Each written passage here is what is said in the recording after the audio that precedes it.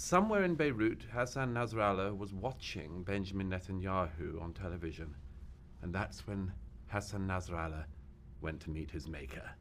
It's like the baptism scene from The Godfather. It's It is. I was told by a Jewish friend the other day that apparently there is something in Torah, in the Jewish tradition, that says that one should not take enormous delight in the decimation of one's foes. But I'm not Jewish.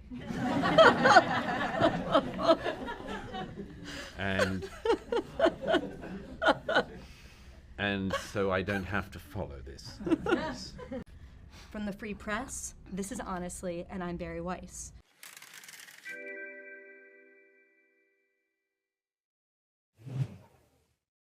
Now, when we planned tonight's conversation, I imagined that we would sort of be looking back, right? We were going to release it on October 7th, which is, I think today's Tuesday, which is next Monday.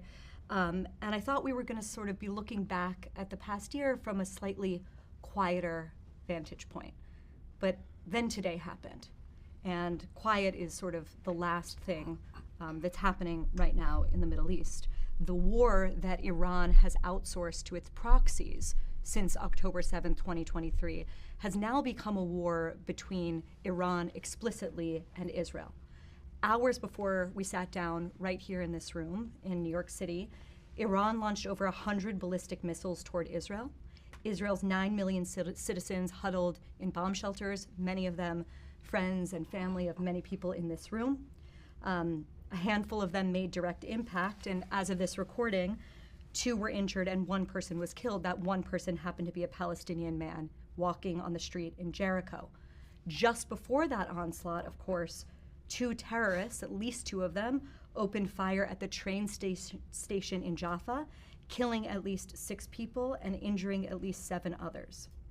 Now, for many of us in this room tonight, this war has been primary on our mind for the past 360 or so days. But I think for a lot of Americans, it still feels like a faraway war, right? And it isn't, right? This is a battle for the free world. As our mutual friend Sam Harris put it in the weeks after October 7th, there are not many bright lines that divide good and evil in our world. This is one of them. This is a war, yes, between Israel and Iran, but it's also a war between civilization and barbarism. And that was true 360 some days ago. And it's even more true today, I think. And yet, this testing moment has been met with alarming moral confusion. I want to choose just a few examples from the last week, and I'm sure everyone here will be familiar with these. At the UN, 12 countries, including the US, presented a plan for a ceasefire between Israel and Lebanon without mentioning the word Hezbollah. Congresswoman Rashida Tlaib tweeted, "Our country is funding this bloodbath minutes after Israel assassinated the leader of the most fearsome terrorist army on the planet, Hassan Nasrallah, who the New York Times described as beloved, a towering figure, and a powerful orator." We read it out loud at my home. It sounded like a letter of recommendation. At Barnard, just 40 or so blocks from here, students chanted this week for an intifada moments after the Jewish community memorialized 6 civilian hostages murdered by Hamas. At Yale this week, students chanted from Gaza to Beirut, "All our martyrs, we salute." In Ottawa, protesters, if you think it's bad in America, Canada's somehow worse. In Ottawa, protesters shouting, "O Zionists, where are you?" walked through a Jewish residential street filled with schools and homes for the elderly. Why did they do that? Because it was a street with Jewish schools and home for the elderly. And that's just a few examples from the past week. The reason we are sitting here having this conversation is because no one that I know understands the moral urgency of this moment better than you, Douglas Murray. Now, you're not Jewish. You have no Israeli family members, although I know a lot of Israeli families that consider you an adoptive family member. And yet, it is you, more than almost anyone in the world, who has articulated the stakes of this war and the moral clarity that it requires. Douglas's work as a reporter has taken him to Iraq, North Korea, northern Nigeria, Ukraine, and most recently, of course, to Israel, where he became a celebrity. You cannot walk down the streets of Tel Aviv without Douglas Murray. It's like being with the Beatles, and I'm not exaggerating. And you decided to stay, a conversation I want to have with you, to cover most of that war. You're also the best-selling author of 7 books, and you're a regular contributor at the New York Post, which is the paper of record in New York City, the National Review, and most importantly, I think, at the Free Press, where you write the beloved Sunday column, Things Worth Remembering, which is reason enough to become a paid Free Press subscriber. There is just no one I would rather be sitting with in this moment as we are watching in real time the Middle East and really the world transform before our eyes. So Douglas Murray, welcome to Honestly, and thanks so much for being here. Great pleasure to be with you, Barry. Okay, so we are speaking on the eve of what some people, and I'm sure your phone was blowing up in the way mine was all afternoon, of what some people are saying this is it. Like, this is the beginning of World War III. At the very least, this is the moment, sort of, that we've, in a weird way, been waiting for, if you can say such a thing, since October 7th. This is the mask-off moment. And I guess the first question I want to ask you is, how did we get here? How did we get to a moment where Iran is dropping 100 ballistic missiles on Israel, and Israel is vowing to respond to it? What are the factors that led us to this moment? Probably just like the Finland station, the terrible decision to allow a train to arrive in Russia in 1917 carrying Lenin.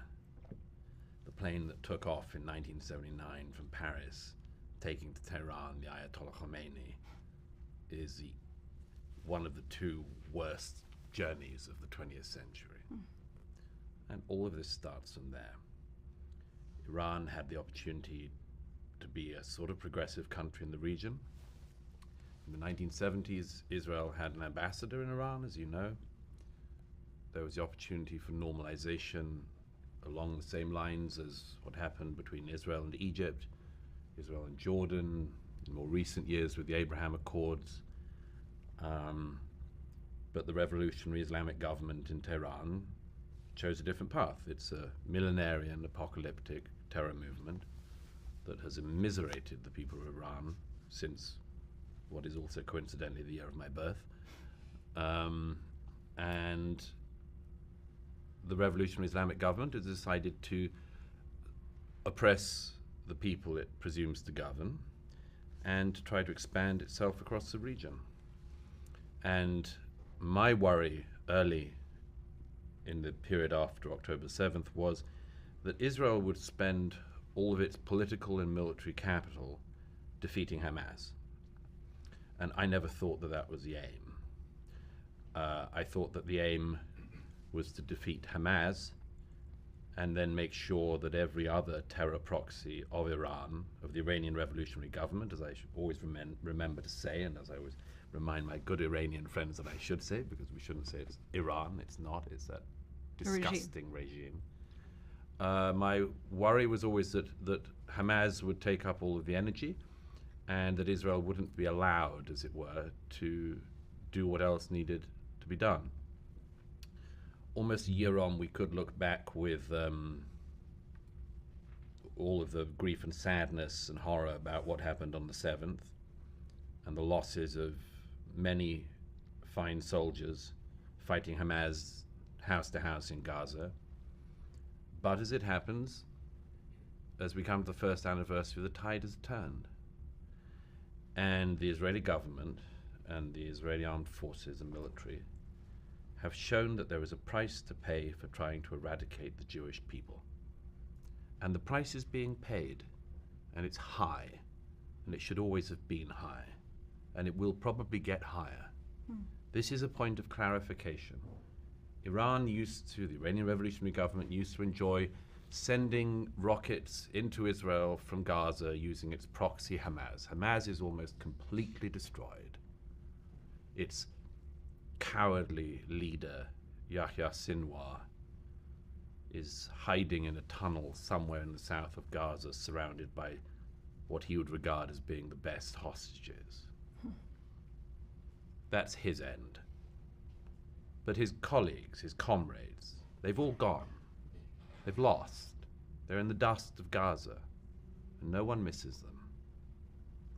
In the north, Hezbollah was meant to be the great army of the Tehran mullahs.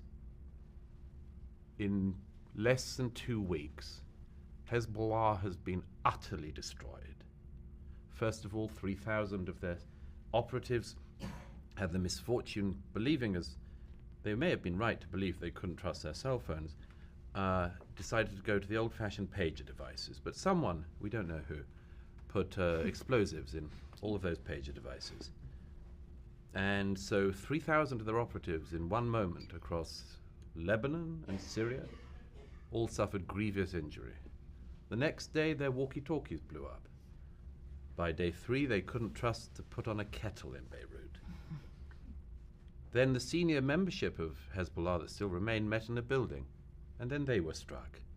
And then, best of all, when Benjamin Netanyahu came to New York last week, he went on stage to the UN. I watched from the gallery as the traditional walkout of various despots and dictators and their minions occurred.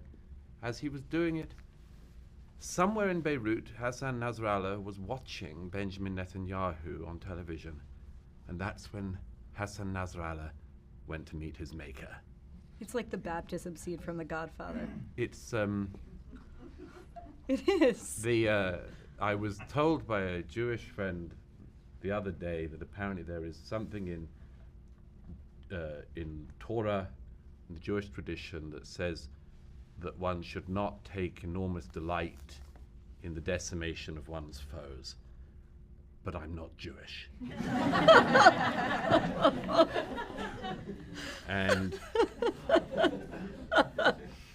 And so I don't have to follow this.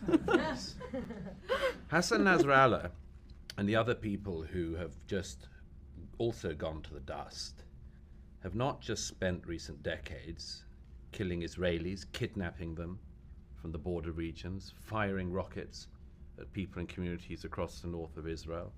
They killed 241 American Marines in 1983, and they got away with it. They got away with it. They killed French soldiers. They killed many other foreign nationals. They killed people. They kidnapped them. And they got away with it. Not anymore. As Benjamin Netanyahu said when he spoke at Congress in July, he said, "This war is your war. Our fight is your fight, and our victory will be your victory."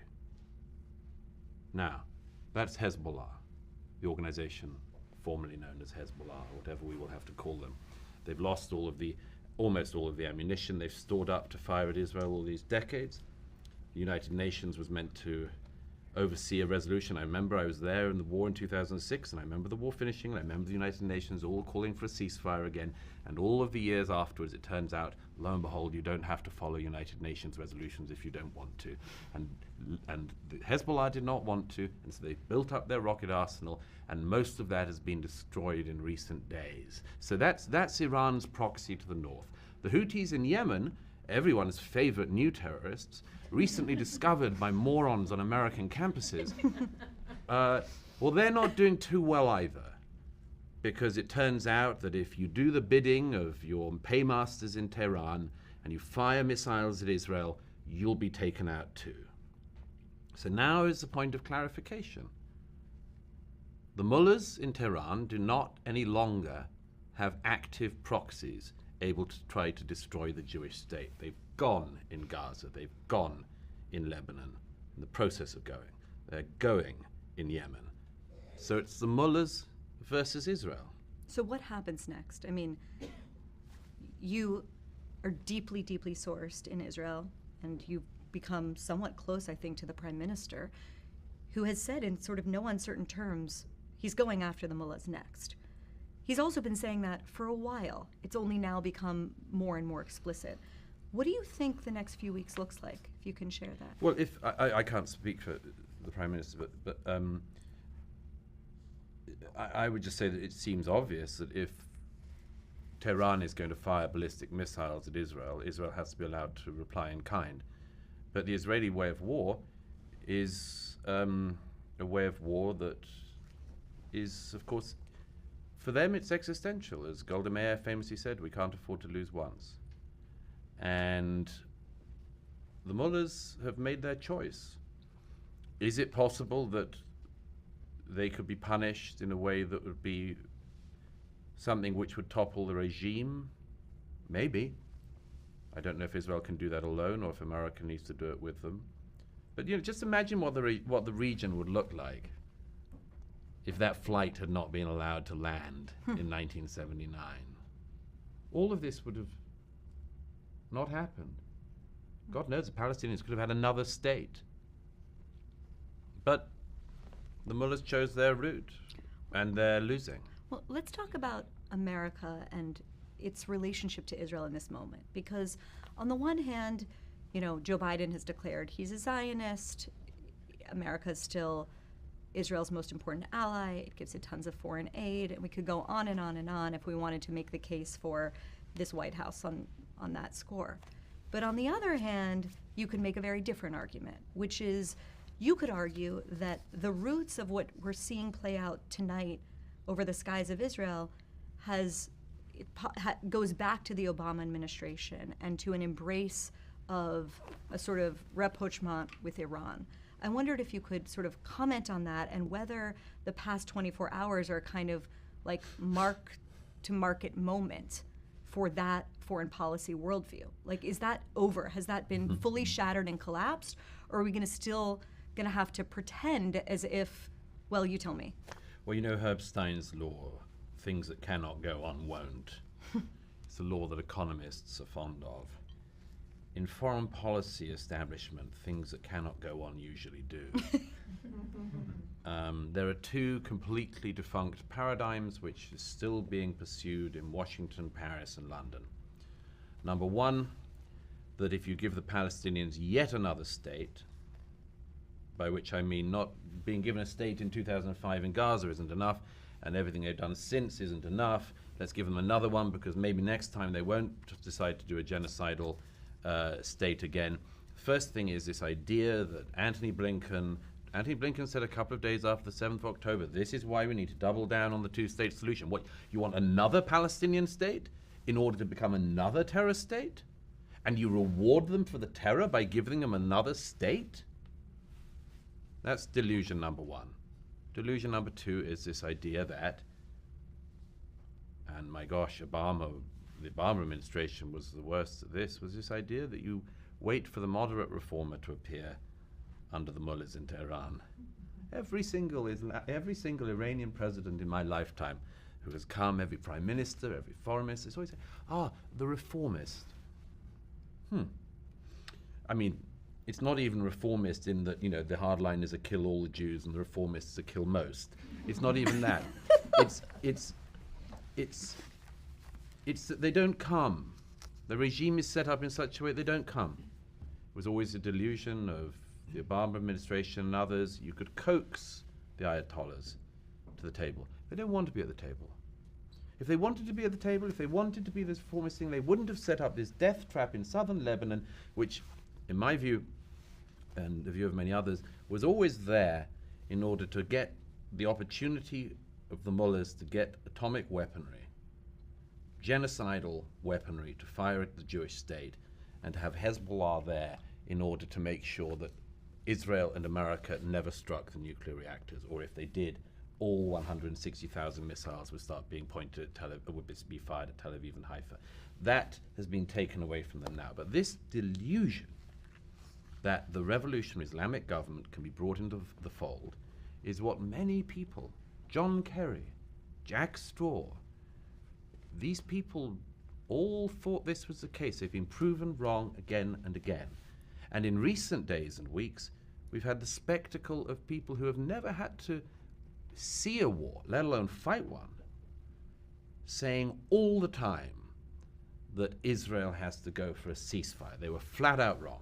Well, Kamala Harris said, don't go into Rafah. Rafah was the stronghold of Hamas in Gaza. the IDF went into Rafah. They got a lot more of the senior leadership of Hamas, as we knew they would. They got some more hostages back. But Kamala Harris said she looked at the maps and she knew better because, I mean, after all, nobody in the IDF has ever looked at the maps, I'm sure. And then in recent days, we have the situation with Lebanon. It's all, oh, the Israelis are attacking Lebanon. No, they are freeing Lebanon from Hezbollah. Lebanon used to be a relatively progressive and prosperous country for the region. It had many Christians, among others, and an extraordinary, even for the Middle East, an unbelievable petri dish of traditions and ancient communities. And they have been decimated by Hezbollah, by this Shiite militia of Iran in Lebanon. And Israel goes in to get Hezbollah out, and the American government says ceasefire. No, not ceasefire, victory. Should always have been about victory. You cannot keep fighting wars that you're not allowed to win. And that's what I said from the very first moment after the 7th. Every single time Israel is made to fight wars it is not allowed to win. We in the international community were expected to see it as normal that every 15 to 20 years Israel had to fight a war in southern Lebanon. Every 2 to 3 years it had to fight a war in Gaza. Why? Every single time because the international community, including American administrations, tried to stop them and did stop them before the moment of victory. There was an Israeli politician and general who I spoke with early in this conflict who said, I had the opportunity to snuff out Hamas entirely in 2010, and I was pulled back by my government at the demand of the American government and the international community. Well, well done those people. Well done the people who sustained that status quo. It meant we had war after war, and now they have this. This is the fruit of their labor. We now know from Financial Times reporting over the past few days that Israel, in the days after October 7th, had a way, or they believe they had a way, to get Nasrallah, and the Americans stopped them. And there's story after story about how the Americans sort of interceded. And the theme that emerges for me is they seem to view not the terrorist group, not Iran, not Islamic totalitarianism as the enemy, but escalation itself as the enemy. Yes, and the problem is that when you need to win a war, you need to escalate. Absolutely, you need to escalate. And, I mean, by the way, I don't know. Everything I ever know about, when I read a story about it in the Financial Times, they're always wrong. It's possible they're right on something to do with Ecuadorian politics every now and then. I don't know. I mean, it's like, but on anything I know about it, the Financial Times doesn't seem to me to be a very, very respectable journal. But maybe they're right. I heard that rumor from elsewhere. Of course, the whole thing is always about de-escalation. Always de-escalation.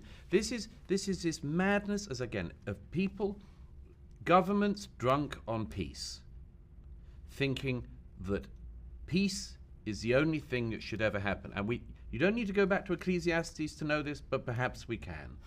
To everything there is under the sun there is a season, and the list includes a time of war and a time of peace. This is a time of war, and it was a war started by the mullahs in Tehran when they decided to send their barbarians into Israel on the 7th to rape and burn and murder their way. They chose the war. The Israelis want a time of peace. Most people in the region want a time of peace, but in order to get to peace, you have to get to victory in war. Speaking of publications you admire, I want to quote something from the BBC today. Shortly after Iran launched these ballistic missiles against Israel, one of its commentators said this, and I promise you it is not satire. The international community has to make sure that whatever Israel does is not upending the regional order as we know it. We've been in this for 12 months now, of constant red lines being crossed, mostly by the Israelis. Hezbollah and Iran have played it fairly rationally, trying to always be cautious in how they respond, trying to leave off-ramps where they could. Yeah, I know. This is by the way, this moron is a teacher at King's College in London. He worked for 4 years for the Qatari government. He was in the pay of the Qatari government. He now teaches at King's College London, which is funded by the Qataris. Why the British Broadcasting Corporation should be inviting on people who are in the pay of Qatar, which is the mini terror state to Iran's great terror state in the region, I don't know. But that's why you get moronic commentary like that. I know, it's so sad. It's so sad that the regional status quo of firing missiles at Israel can't be retained, isn't it? It's barbaric, isn't it? The same thing happened on after one of the recent bouts in against Hezbollah. One of the BBC, the Sky commentators said that Hezbollah had been appallingly provoked by Israel, provoked beyond toleration, really. Poor Hezbollah. There they were, simply wanting to launch rockets in peace. and then they got disrupted. It's beastly. Absolutely beastly. No, the status quo that has existed was rancid and rotten and anti-Israel, and it had no right to continue. But these people, I mean, we have to ask ourselves in all these institutions, how do you end up with one of these Qatari stooges at a Qatari-funded institution in London, giving his Qatari propaganda for a terror state on the British Broadcasting Corporation? It's rot all the way down. Rot in the media, supported by rotted institutions of rotten states like Qatar, which think they've bought us. And maybe they have. Oh, we should turn that round. They think they own us. They are one of the weakest states in the world. It's a few 100,000 people, and yet with a disgusting crime family at its head, and the people own slave after slave in that country. It's a slave-owning state with a couple of 100,000 people who actually have some money, and they think they've bought America and Britain? Seriously? Well, we're cheap. That's the lesson I'm taking from the fact that some of our greatest universities are willing to have outposts in these countries. Yeah, and our same thing with bankers, funding Qatar and American bankers, universities. our sports teams spit, yes. and you will hit Yeah. someone in this neighborhood. Yeah. That's a paid up. I don't know. We're not going to say a Qatari agent, but on the Qatari payroll in some way. Yeah. How is that allowed to happen? Well, look, it seems to be quite easy to seize Russian assets if you don't like Vladimir Putin's actions in recent years. Fine, get the Qataris. Why not? I mean, in recent years, it was agreed by the international community that has some moral clarity on some issues some of the time, that you're not allowed to roll tanks into Ukraine and try to seize Ukraine. And as a result of that, all these people associated with Vladimir Putin had those super yachts taken. Fine. Show the Qataris how it's done. Take their stuff. Seize it. See how they run as a state when they can't protect themselves, and see whether their slave class that they import to literally act as slaves in the 21st century are going to stay around. They think we're vulnerable. We make them vulnerable. But the fact that they have been able to penetrate the West in the way that they have, Yes, 'cause we're with such weak. ease, shows our weakness. Yes, because we're weak and we're silly and we're drunk on peace. Let's get back to that in a minute. I want to ask you one question about Ukraine since you brought it up. One, I wouldn't even call it an emergent phenomenon. I think it's now become the consensus on large portions of the American right, is that Israel, let's support that war, but Ukraine, let's give up on those guys, to be very crude about it. I would say Israel has become almost a conservative cause, and Ukraine has become a liberal cause. And I find this quite strange, because the way that I see it, these two conflicts are profoundly and deeply linked. But you're a conservative, and many of your fellow conservatives no longer see it that way. What are they seeing?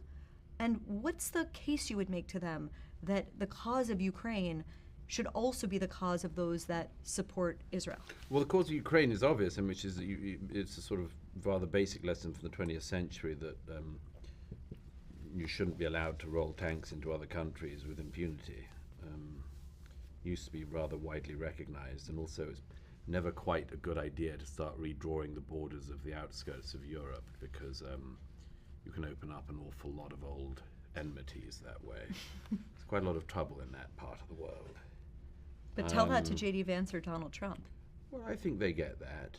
I think that the problem that's happened with the right on Ukraine is Well, you're right that it's become a sort of left-wing shibboleth, that people who've never... Their heuristic is the same people that put up the black square in 2020 and then put the pronouns in their bio, then put up the Ukraine flag, ergo we shouldn't support Ukraine. Exactly, which is all true. And I mean, there are a lot of irritating people out there. But just because people are irritating does not mean that you can form your foreign policy in opposition to irritating people. The thing with that has changed on the right with Ukraine, as I see it, is that after the spring offensive last year failed, and it did fail, it was not clear that Ukraine was going to continue to be able to seize land back from Putin.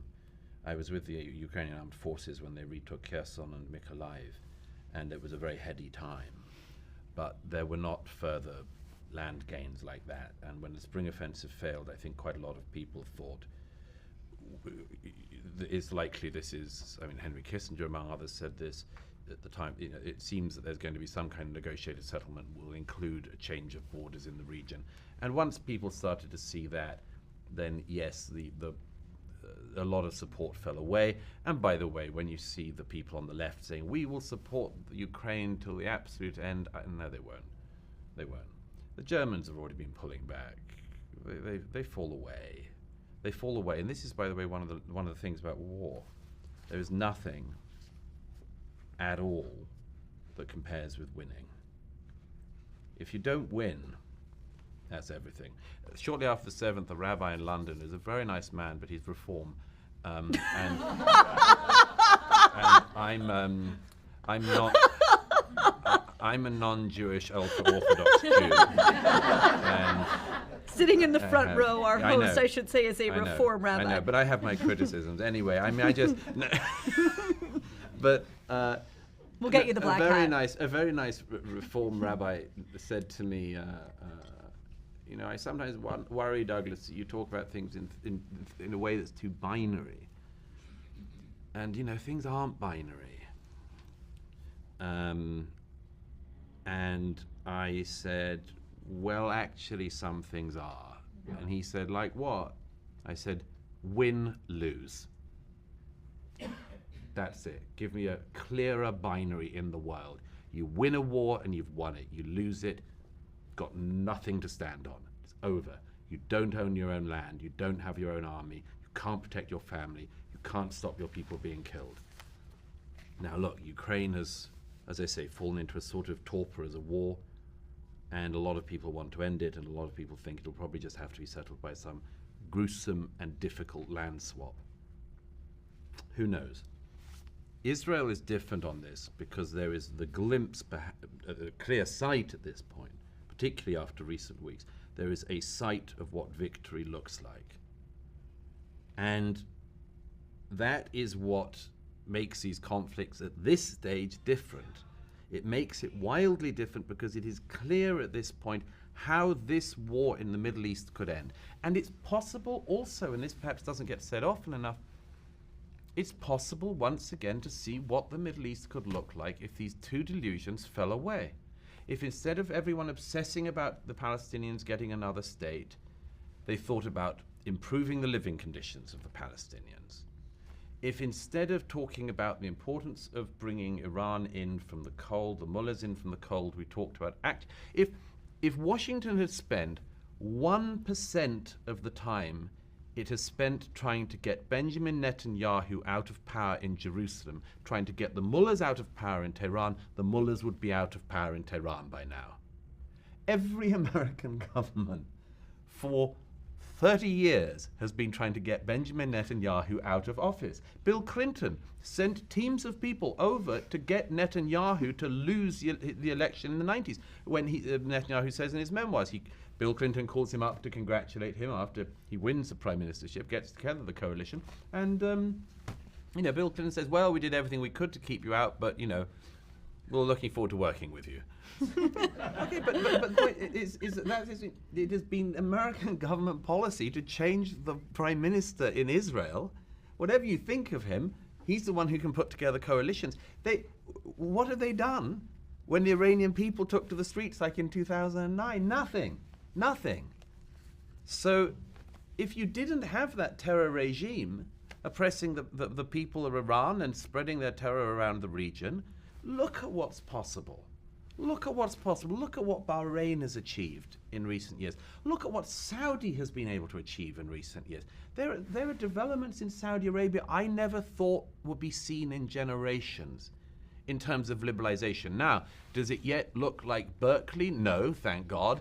And I always like to think there might be somewhere in liberal terms between Riyadh and Berkeley, and if we can find that civilizational G-spot, let's do it. But Saudi has done extraordinary things, and the same with the Emiratis. I mean, you have Israelis holidaying in the UAE, and you have international businesses doing business in Saudi. You have pop concerts in Saudi. Again, I mean, okay, it feels like, yeah, well, we were there a while ago, fine. This was a society that had not caught up with the 8th century until a few years ago. And it's coming into the 21st century. And there is this opportunity to say, look, how about if everything normalized, look at what the Israelis could do with these countries in terms of water supplies, or technology, or crops, or new energy, or all of these things. Look at what's possible. And there is a future possible for the region. It does not involve the mullahs in Tehran having power, and it is not predicated on Mahmoud Abbas or the PA or whatever comes next in Gaza creating the perfect Palestinian state. The region cannot wait for that. It has waited for that for decades, and the Palestinian leadership has never been serious about it. It never wanted it. It walked away like it walked away in 1947, 1948. And again, I mean, I'm a little hard line on this at this point, but I believe that if you have kept being offered a state and you have kept waging war, you do not continue to have the right to keep on being handed state after state after state. If the Palestinians want another state, they should earn it, as everybody else has, as Israel did. But by the way, what I just said is so far out of the Overton window in Washington still, where it's like, let's give them more states. But what do you do if you're Israel? In other words, I don't disagree with the idea that if the Palestinians of the West Bank were given a state tomorrow, that would likely turn toward Hamas, and then at best it'll be another failed Arab state, and most likely it'll just be another Iranian proxy state. So well done, all you kids on campus who thought that everything in the world would unfurl into peace if another rotten state was created in the Middle East. But then occupation forever? No. Then what? That's for the Israeli government to work out. Among others. And by the way, one of the things about the Palestinian question, to my mind, is that just take Gaza for the time being. It's very hard to know what you do with Gaza now. I don't think the Israelis should reoccupy it. I'm very nervous about the fact that there will almost certainly have to be IDF at the Philadelphia corridor, because my colleague and friend Natasha Hausdorff was down at the Philadelphia corridor the other week, which is the strip between Gaza and Egypt, a piece of land that most Western journalists seem to not know exists. But anyway, I'm nervous about the fact that IDF will have to be at the Philadelphia corridor, but they have to be because, as Natasha showed me the photographs the other day, these huge tunnels, and as big as any of the tunnels I've seen in Gaza in the last year, are for military-sized vehicles to drive through, driving rockets and ammunition into Gaza, and they're all under Egyptian army checkpoints. So obviously the Egyptians can't be trusted with that from stopping them getting in. So yes, there will have to be Israeli troops at the Philadelphia corridor. I'm very nervous about it, however, because I think that we will hear for many years of young men and women in the IDF patrolling that and getting shot or kidnapped by terrorists in Gaza. However, something has to be done for the people of Gaza, with the people of Gaza. I think they should hopefully have learned by now that there is a terrible price to pay for voting for a terrorist group to run you. And if something can be done, among other things, that you don't have groups like UNRWA teaching young Gazan kids. They had 18 years to run the Gaza, and they brought up a generation of sociopaths. They brought them up with math books that, like, if you kill 2 Jews and then kill 2 more Jews, how many dead Jews have you got? That's like math in Gaza. I mean, this is sick, and we've known about it for years, and it was tolerated for years by the Americans and all the other Westerners as we poured money into these corrupt organizations. But it's not clear what you do about Gaza. But why should this be Israel's problem alone? If Washington doesn't have an answer for Gaza, and Egypt doesn't, and they don't want it back, and the rest of the world does, why would people keep on saying it's Israel's problem alone to solve? Whatever happens in Gaza should be a regional agreement with regional investment, regional security deals, but the absolute bottom line is never again will young Israelis have to lose their lives going in to fight another conflict to get Iranian rockets that have come through Egypt out of Gaza. This should be the last round. I said this at the beginning of this war. Will this be the umpteenth Gaza war or the last one? Will this be the 3rd Lebanon war or the last one? My hope is this is the last Gaza war, this is the last Lebanon war. I want to go back to October of 2023 because there were 2 catastrophes of that week in October. The first, of course, was the Hamas pogrom, where 1,200 people were killed, more than 250 taken hostage, many of whom are still in the terror tunnels deep beneath Gaza.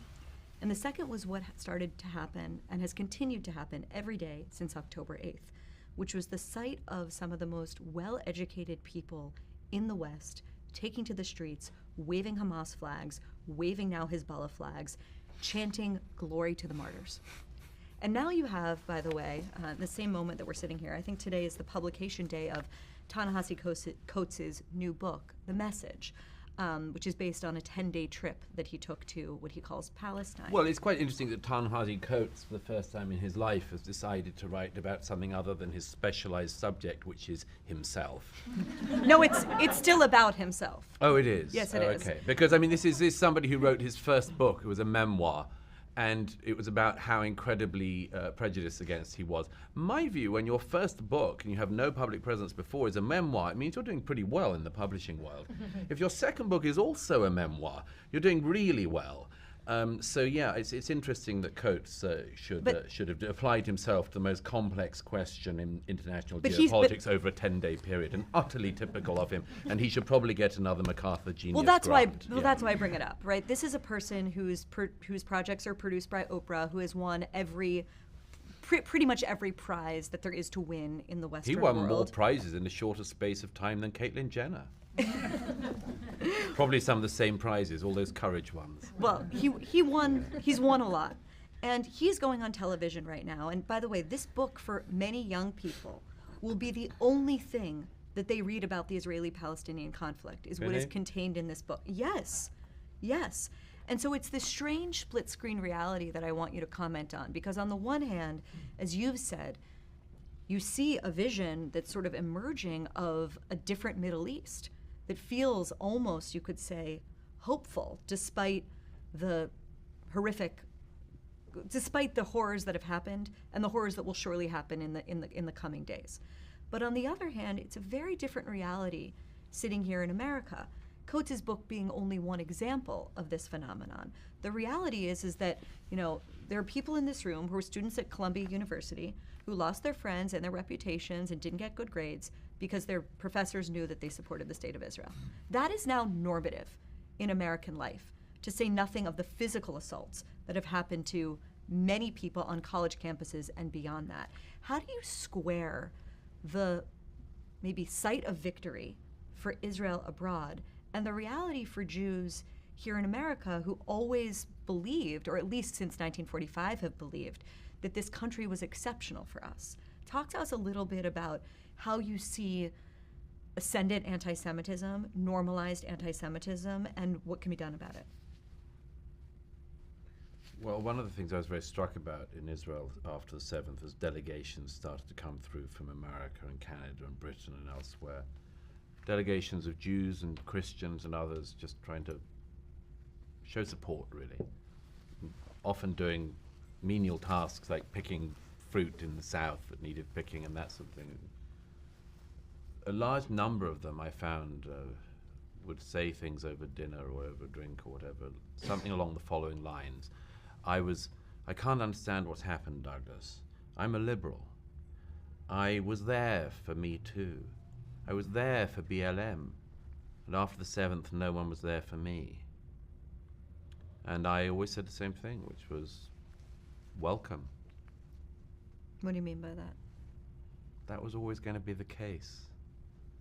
You're a fool to think that BLM didn't go the way it did, or that Occupy Wall Street wouldn't go. Why do all these movements go to anti-Semitism straight away? They're rancid movements. They're rancid movements based on half-truths and lies. And everything based on that will always fall into the supreme paranoid lie, which is anti-Semitism. Anti-Semitism is a psychosis that human beings are very vulnerable to, and the Jews' tragedy is that they provide such an easy excuse for people who are failing in their lives in all sorts of ways.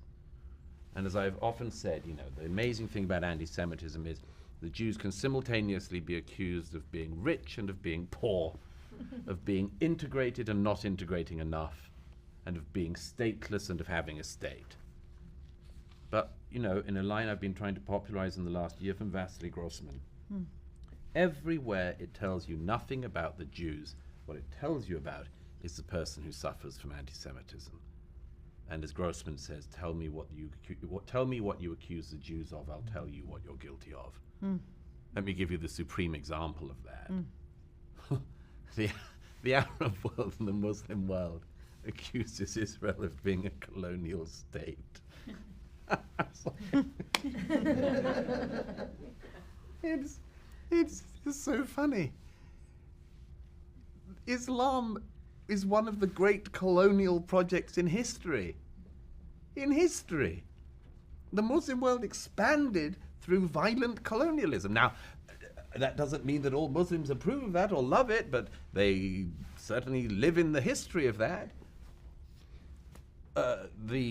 The Ottoman empires and all of these are all colonial movements. The whole of Islam is a colonial movement. And they have the gall to say that the Jewish people in their ancestral homeland, where they existed long before Muhammad's mother came around, should be regarded as the colonial power. This doesn't tell you anything about Israel, it tells you about the Muslim and Arab world. They are colonialists, so they accuse Israel of being colonialists. But the case, the very, very interesting case, which all of the psychiatrists and psychologists in New York could not work out if you got them all together, of the American student mind. Well, that is very interesting. And I'd say a couple of things. The first is, these are young people searching for a cause, and they've been given a cause by wicked people. And they'll have to decide in their lives what they think about that. If you chant Intifada, you are chanting for something like the suicide bomber who went into a university in Jerusalem 20 years ago and detonated in the cafe, killing American students, among others. You happy with that? Are you happy with that? When you say you want the Intifada everywhere, do you really mean you want your fellow students to be blown up whilst buying a cappuccino? Really? Like, have you thought about this at all? Are you this morally frivolous or wicked? So, these are, by the way, and these are people who have joined a losing side. This is very important to stress. They've joined a losing side. They have joined a death cult. They have joined a death cult. They celebrate a death cult. When they celebrate and reiterate mottos shouted by Hamas and Hezbollah, they should know that the people they're shouting support for are in the dust now. I suppose some of these people have got fed up of sending wreaths by now. Maybe they should have loyalty cards with Interflora. Send flowers to all of the people they worshipped who are no more. Their horrible belief is going the way that anti-Semitic death cults have gone throughout history. There is a reason why people abhor the Nazis. They were the same type of people, and they were ground into the dust of history. Hamas, Hezbollah, the mullahs will go as well. And these young people who decided to spend their formative years fasting or shitting into a bucket in the middle of Columbia University while saying they were doing it for Hamas, well done, guys. Well done. Your movement was less fragrant than it seemed. Those people who are shouting Intifada are not thinking of the people murdered in the Hebrew U cafeteria. They're thinking, I was told this is what it means to be on the right side of history. Yeah, exactly. And that's what they were told they were on the right side of history as they were chasing Jews across campus shouting, "Go back to Poland." Do you think you might have been the bad guys? You think? What do we do about the fact, though, that this is one of a lot of alarming statistics? 51% of Americans between the ages of 18 and 24, all of them with an IV right into TikTok, I'm sure, said that Israel believed that Israel should be ended and given to Hamas and to the Palestinians. Just as a practical matter, we can sit here and say, ha, they're shitting in buckets, ha, they're idiots. That's the next generation of American citizens. What do we do about that? Well, the first thing is we should pray they never get what they want. Pray they never get what they want. If they got what they wanted for and what they chant for, they would end up waking up and realizing that they were the Nazis. Hamas, Hezbollah, the regime in Tehran, this is no overstatement for once, wishes to finish the work of Adolf Hitler in our time. If they managed, if Iran got the nuclear bomb and the Ayatollahs used it, that's it. And the Jewish people who survived Pharaoh and the Babylonians and the Assyrians and the Romans and Mengele would have been done in our own time. You sure you'd be happy to live with that? Young Columbia student. So no, I pray that they never, for many reasons, that they never get what they say they want. But I think one of the alarming lessons of the past decade, or at least one lesson I'm learning, I'm sure you know it years before me, is I always used to comfort myself in a certain sense by saying, oh, people grow out of it. People grow out of it. And I don't feel that way anymore. I don't see people just naturally growing out of something that is being reinforced by so many of the institutions in their lives, by the people they admire, not just by their professors, but by many people in the culture who let these lies go unchallenged. Yeah, as I say, there's a lot of rot in the culture. There's a lot of rot in institutions. Well, you said earlier that we're kind of drunk on peace, or the way a lot of other people have said it is these we're a people- decadent society. Like, Yeah, of course, is it going to take something catastrophic It will take a happening mass to us? casualty terror attack. Probably. Probably, sadly. You know, there's a line from T.S. Eliot, that rather sobering line in Murder in the Cathedral, where he says, "We do not know very much about the future, except from generation to generation. We do the same thing again and again. men learn little. And yeah, I think that most likely a mass casualty terror attack would be about the only thing that would bring the reality of this home. I mean, if these students who do this, if they realize that they had any imagination, if they had any sympathy or empathy, can you imagine that? Of course they don't imagine. Imagine that the Nova Party had taken place in New York. Imagine that at 6:30 in the morning, rockets started to land over your head. Imagine within about 20 minutes, big bearded men with machine guns and Kalashnikovs and grenades came and raped your friends in front of you and then killed them in front of you and then came for you next. And in your last moments, that was what you saw. One of the, without getting too gruesome, but let me just perhaps do so for once to hit home the point. One of the people who I interviewed who had been in the Nova Party had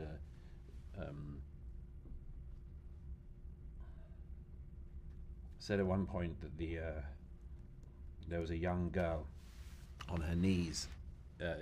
One of the Hamas terrorists had killed her best friend in front of her, and they were debating whether or not they should take her into Gaza or kill her, and she was screaming, "Please don't kill me, please don't kill me," and they shot her through the face, and she was still shouting that when her face fell off.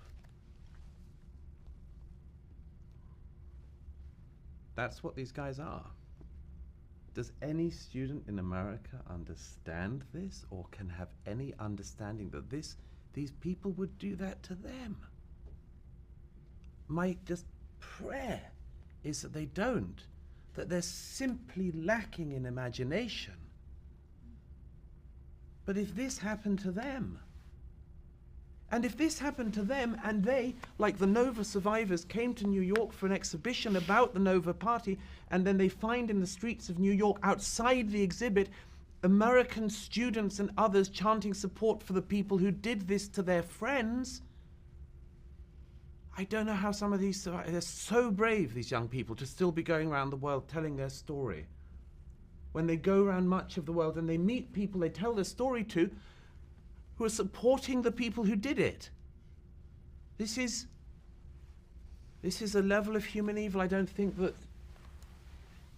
human lack of empathy perhaps I can say, that is beyond my comprehension. I just want to say one other thing on that.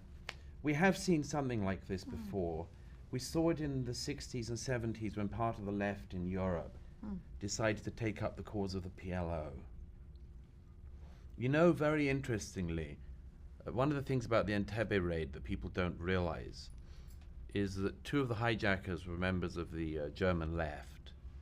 One of them used to live with former Foreign Minister Schröder. And they had decided after World War II there was one thing they wouldn't be, which was they wouldn't be Nazis. And this is quite a good idea. It's it's a good orienting principle, you know. Don't be Nazis. But I just want to stress that even that isn't enough on its own, not with other moral cause to you, not with other things in your system. Because by the 60s, the PLO and all of those groups, some of the German left fell into that. And one of the things about the Entebbe hijacking, which is not well enough known, is that when the plane was landed in Uganda, the main hijacker, the German leftist, sorted out the passengers, Jews and non-Jews. Mm-hmm. Jews and non-Jews. Now, it wasn't just Israelis and non-Israelis. They got the American Jews into the line with the other Jews. And there was a man on the plane at Entebbe, one of several people on the plane who was a Holocaust survivor. And as he heard this German left-winger shouting orders to the Jews after the selection process, he showed his tattoo from the camp and said, "I had thought that people had changed." And the hijacker has been quoted by several people present as having said to that man, I'm not a Nazi, I'm an idealist. We've seen these people before, but we've seen them off before. I wondered before we go to questions, you've met so many people in your time in Israel. You've talked to survivors, you've gone to jails where terrorists are being held. You've, of course, met with so many political leaders. You shared an image I don't think any of us will ever forget about what happened to the woman on her knees at the Nova Festival, and I think each one of us in this room has different images that we go back to. I wondered if you could give us a different kind of image, because one of the things you talked about when you recently won the Alexander Hamilton Award is you've said that your friends have commented to you that you've changed since October 7th. And the way that you've changed is that you're actually less pessimistic. So give us some reasons that you've left some of that pessimism behind, maybe through some people that you've met. Well, the real thing, is that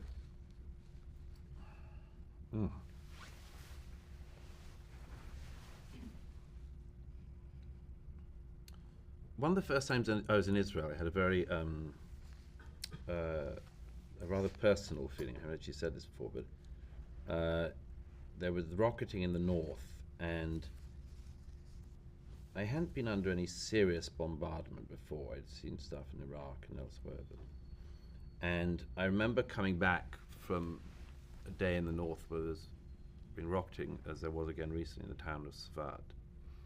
And I thought something very strange when I got home, which was I thought I could look my grandparents in the face. And what I mean by that is, for my generation in Britain, it was always the question, would we be able to do what our grandparents had done? Living through the Blitz in London, night after night, and not losing their faith and not losing their strength. And I used to hear stories of that, terrible stories, when I was growing up, of what that was like. And from those who went and fought, the ones who didn't come back. And in my country of birth, Great Britain, like in America, every country is filled with family stories. My grandmother on my father's side lost her father in the First War and then her brothers in the Second.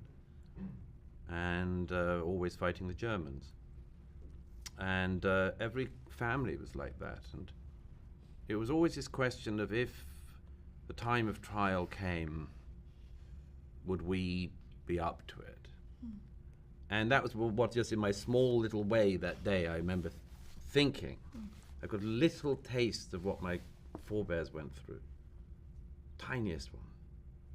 But everyone in the West, somewhere in our back of our heads, has this thing.